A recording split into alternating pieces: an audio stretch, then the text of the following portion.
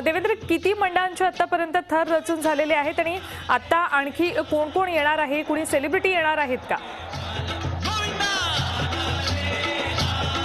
नक्कीच सुवर्ण, अनेक मंडळ जी आहेत ती सकाळपासून इथे आलेली आहेत. अनेक मंडळांनी थर रचलेले आहेत आणि या सगळ्या गोविंदांचा उत्साह जो आहे तो आता चरमसीमेवरती पोहोचलेला आहे. आपण जर दृश्यांमध्ये बघितलं तर आपल्याला पाहायला मिळेल की इथे पाय ठेवायला देखील जागा नाहीये. सकाळपासूनच मंडळांची रेलचेल इथे पाहायला मिळते आणि गोविंदांचा हा जो उत्साह आहे तो अगदी चरमसीमेवरती पोहोचलेला आहे.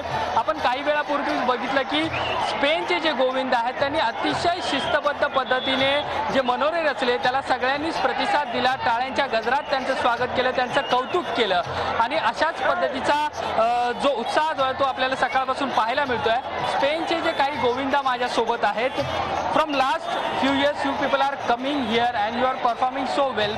Everybody is appreciating here. What do you have to say about all this? Well, yes, it's our first time as a team coming here, but two different teams from our country came previous years.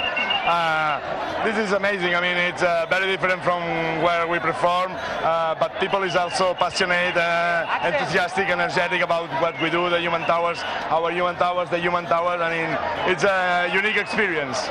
You people are performing well, but Maharashtra Govindas, what do you have to say about this Govindas? Wow, they are very different technique from ours, but with a lot of energy, very fast, very disciplined. I mean, we have a lot to learn from them.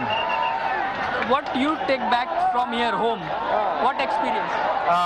Many personal experiences from the journey and from the people we've met, and what I was saying from the technical point of view of Human Towers, the quick you are, the discipline you follow, and the way you perform your towers.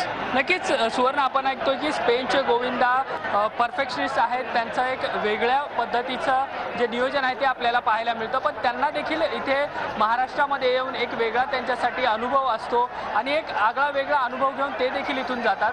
आणि एकंदरीतच आपण जर संघर्षमध्ये बघितलं, ठाण्यामध्ये बघितलं तर गोविंदाचा उत्साह जो आहे तो अगदी चरमसीमेला पोहोचतोय. अर्धा दिवस संपत आलेला आहे. आता याच्या पुढे देखील अनेक मंडळी जी आहेत ती इथे येणार आहेत आणि जो इथं 8, 9, 7 असा थर लावण्याचा विक्रम रचण्याचा प्रयत्न जो आहे तो इथे प्रत्येक पथकामार्फत केला जातोय. अगदी बरोबर, विक्रम रचण्याचा प्रयत्न प्रत्येक पथकामार्फत केला जातोय, मात्र सुरक्षेची सुद्धा तेवढीच काळजी घेतली जाते. झी 24 तास रहा एक पाऊल पुढे.